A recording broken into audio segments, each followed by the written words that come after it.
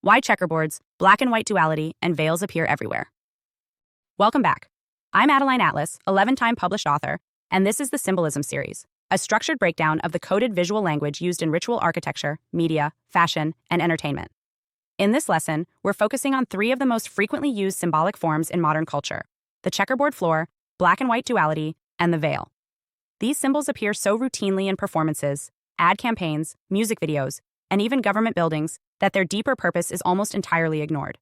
But these are not aesthetic design choices. They are rooted in ancient ritual frameworks and are used deliberately to imprint subconscious meaning and guide psychological response. Let's start with the checkerboard. This black and white pattern is widely recognized today as a common design element in high fashion, luxury flooring, and performance stages. But its origin is not interior design, it's ritual geometry. The checkerboard, also known as the mosaic pavement, is formally documented in Masonic lodge architecture and ritual instruction.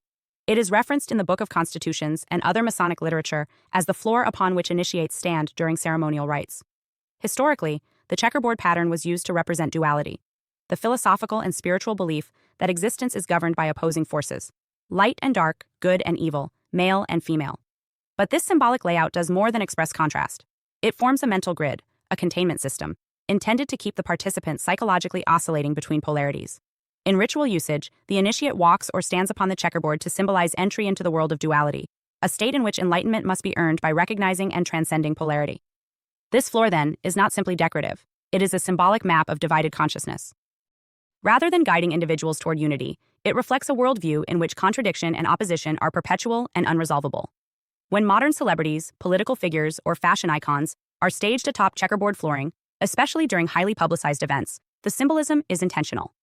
It visually communicates that the individual is within the ritual space, either undergoing initiation, participating in controlled opposition, or enacting a programmed role within the dualistic system. Now consider how often this pattern appears in performance contexts. Music videos, fashion runways, film scenes, magazine spreads. It is typically beneath the subject's feet. This is not accidental. The symbolism originates from the base of ritual hierarchy. The initiate must begin at the floor, at the level of polarity, before any ascension through degrees can occur. In this structure, the checkerboard does not represent truth. It represents a game board, a field of controlled perception, where outcomes are determined by those who oversee the system, not by those within it. From the checkerboard, we move naturally to black and white duality more broadly. This symbolic pairing is not confined to floors. It appears in clothing, character design, architecture, and even institutional regalia. Judges wear black robes with white collars. Priests often wear alternating black and white vestments. Performers are routinely costumed in half-black, half-white outfits. The use of these opposing tones communicates not merely contrast, but containment within a binary system. In symbolic systems, black and white represent opposite energetic functions. White reflects light, symbolizing the visible, the conscious, the declared. Black absorbs light, symbolizing the hidden, the unconscious, the undisclosed. When these colors are paired ritualistically, the effect is not balance. It is manipulation through controlled contrast. In performance art and ceremonial displays, the use of black and white uniforms or styling does not suggest neutrality.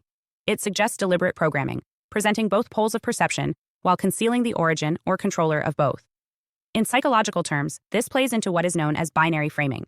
When people are given only two extremes to choose from, light or dark, hero or villain, left or right, they often feel compelled to pick a side rather than question the structure that offered the limited options.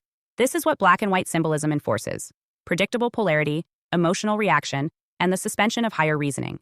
It conditions the mind to operate within pre-approved limits. In the context of mass media and ritual performance, this duality is embedded into everything from story arcs to costuming. Heroes and villains are increasingly written as mirror images.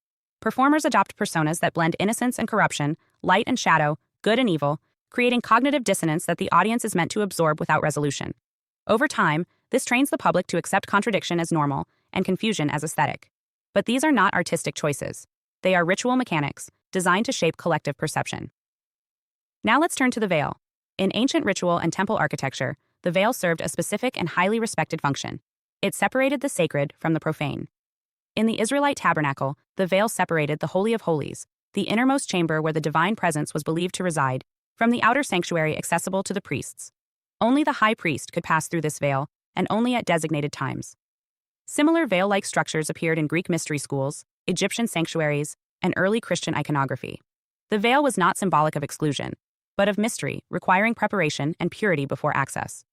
In ritual magic, the veil serves to conceal transformation. It is used to mark the boundary between states of consciousness or roles. One passes through the veil to undergo a change, or to hide what cannot be shown directly. This is where modern entertainment borrows heavily. In contemporary performance art, the veil may be literal: fabric, lace, a curtain, or symbolic: a filter, a persona, a costume, a digital mask. What has changed is that the veil no longer guards sacred space. It now masks artificiality, creating confusion between what is authentic and what is staged. In media contexts, veils are used to stylize characters, dramatize reveals, and simulate intimacy without revealing the truth behind the image. The constant presence of veils in promotional imagery, performance reveals, or fashion spreads is not just visual drama. It reflects the underlying message. What you are being shown is partially concealed, deliberately distorted, or entirely constructed. This symbolic function has expanded with digital life. The curated social media profile is a veil. So is the use of AI-generated filters, avatars, and altered imagery. The public-facing version of a performer is often crafted to be a ritual mask, invoking the power of archetypes while hiding the reality of the individual. The danger here is that once society accepts veiled identities as preferable or more valuable than authentic ones, we internalize ritual concealment as a normal function of communication. When the checkerboard floor, black and white duality, and the veil are used together, they form a specific ritual arrangement: entry, containment, and concealment. The checkerboard signals that the subject has entered a controlled dualistic system. The black and white styling signals that polarity is being enacted, not resolved. The veil signals that transformation or deception is taking place, often hidden from the viewer's understanding. These elements are not combined accidentally. They form a ritual structure that has been documented in ceremonial practice for centuries. The fact that they now appear routinely in media does not make them innocent. It simply makes them normalized. To summarize, the checkerboard floor originates in Masonic and temple architecture and is used to symbolize duality, initiation, and ritual containment. Black and white contrast is an ancient polarity symbol used in clothing, performance, and architecture to enforce binary thinking and emotional programming. The veil has historical roots in sacred temple practices and is now used to symbolize partial truth, masked identity, or hidden transformation. Understanding these symbols allows us to identify when a ritual format is being used in modern contexts, especially when the structure is framed as art, entertainment, or fashion. Once the symbols are decoded, they stop functioning as tools of subliminal programming and begin serving their original purpose: to reveal the hidden structure of the world and allow for informed interaction with it. This is how symbolic literacy works. It doesn't rely on belief. It relies on pattern recognition, historical continuity, and structural logic.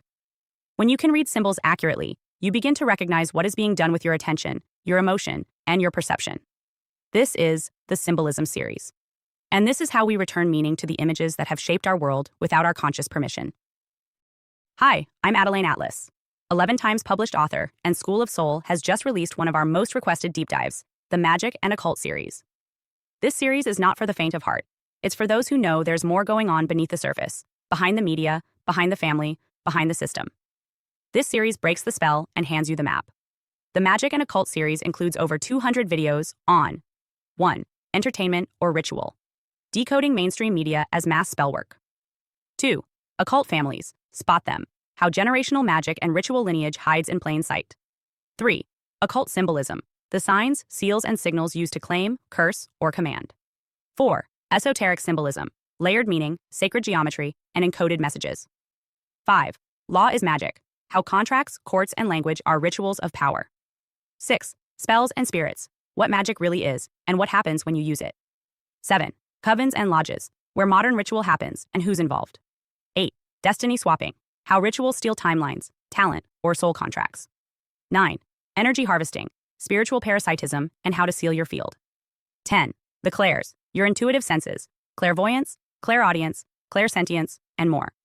11. Become magical. How to strengthen your gifts, protect your mind, and wield conscious force. 12. Miracles are real, divine intervention, faith portals, and supernatural reversals. 13. The chosen ones. What sets them apart and why they're always targeted. 14. The black sheep, the generational breaker, often isolated by design. 15. Targeted individuals, spiritual and technological targeting of aware souls. 16. Gang stalking, organized spiritual and psychological warfare.